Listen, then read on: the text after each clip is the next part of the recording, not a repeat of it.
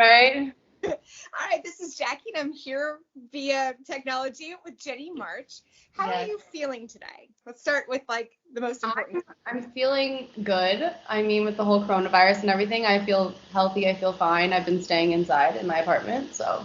Where are you located? I'm in LA. What about you? Can't go anywhere. Oh no, where are you? I'm outside of DC in suburban Maryland. Okay. My dad had to travel there for work like 2 weeks ago. Pretty much everything is closed, but like there's a little bit more flexibility than you might be having in LA right now. Yeah, we can pretty much go to the grocery store and the pharmacy, and that's about it. But what are you doing to keep busy? Honestly, I'm literally gonna make a list right when we get off this phone call because I'm probably gonna clean my makeup brushes. I've been trying to work out. I've been attempting to, but honestly, I've just like got the bug to sit on the couch and watch Netflix. You know, it's just like the first couple of days I feel like were the worst, but now I'm just getting more productive, I guess. You know, just trying to write some music in my home studio and FaceTiming friends is also really good, you know, so you're not alone and dying inside. Gotta keep busy, but also being lazy is okay too. I feel like we need to like slow down. No, it's not true because at the beginning I was like beating myself up for being lazy because I just saw on Instagram, you know, you just see so many people posting about like what they're doing or like what you can do, and so I was like, oh my gosh, I'm getting like overwhelmed because I'm seeing all this that I can do and I just don't want to do it, you know? But this week has been a lot better, so yeah. So unfortunately, you recently had a show canceled. Tell us a little bit about that. I did. How do you know? Oh my gosh, you're so smart. Yeah, I mean, it was gonna be really great. I was gonna have a show at the Hotel Cafe. What was it gonna be today? No, it'll be in like 5 days. It was gonna be on the 26th, and I have a song coming out with this DJ on the 27th, so it was gonna be like pretty cool. But yeah, it was gonna be my first show back. I was gonna do some new music that I'm working on right now, on the new single that I'm dropping hopefully April sometime. So we're waiting for the music video to get finished first because we're gonna drop them on the same day. So I mean, that was just gonna be really fun, but unfortunately, due to the coronavirus, you know, everybody, all the live venues have to shut down, which I think is safer, you know. Absolutely. So tell us a little bit more about Rebound and how that song came to be. Rebound is one of those songs that I've actually held on to for a really long time. So I wrote that like a couple years ago, probably like 3 years ago, and you know, I dropped it this year, I think, right? Yeah, 2020, or maybe it was end of 2019. I don't know what day it is anymore. I literally don't even know, but I finally got the production right. I was working really hard on the production, and I wrote it. I had a crush on this guy that was like one of my really good friends. I was just kind of one of those girls who had a lot of guy friends, and so he had a girlfriend at the time, and she wasn't living here. She was from back home, so they'd go back and forth, and they dated for like 7 years. And so, I mean, he had no idea I liked him at all. Like, I kept that like totally under wraps, you know.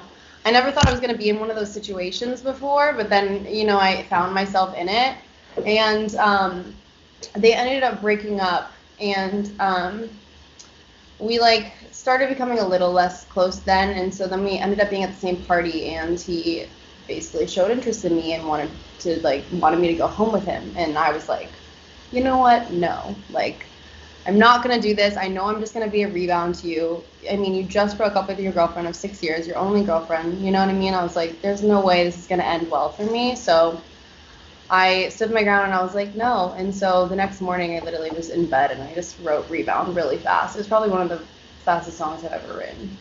Very nice. Yeah.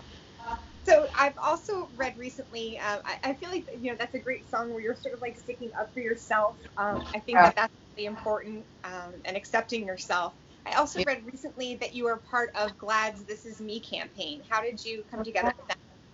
Yeah, my press guy, Nick, actually got me involved in that. I had absolutely no idea I was going to be like the #1 video. That was like complete shock. Like, I was getting texts from people that were just like on TikTok, because I wasn't really like aware of TikTok yet either. Like, I'm still not that great at TikTok. Like, this is the perfect time to be doing TikToks right now in the coronavirus time, but I just had no idea. But I mean, I just thought it was a really great platform when Nick shared to me what GLAAD was, and I was like, oh, I definitely want to, help and be a part of this. Excellent. So you mentioned kind of making like a to-do list to keep Yeah. busy. Are you also working on music right now? Yeah, so I'm working on a lot of new music. A lot of my producers just, we're all trying to stay away from each other, but luckily, like, I have my own little studio here, so it's kind of nice. I can, play piano and I can write my own music and then send them ideas and stuff. So I'm gonna do more of that, next week and start really digging in. This week is kind of like, the just getting all your groceries and all of that ready. I still need to get toilet paper. I have 3 rolls left and I'm out. My mom's like, just sign me up for Costco. So I'm gonna like try to go early in the morning and get a big bulk. Yeah.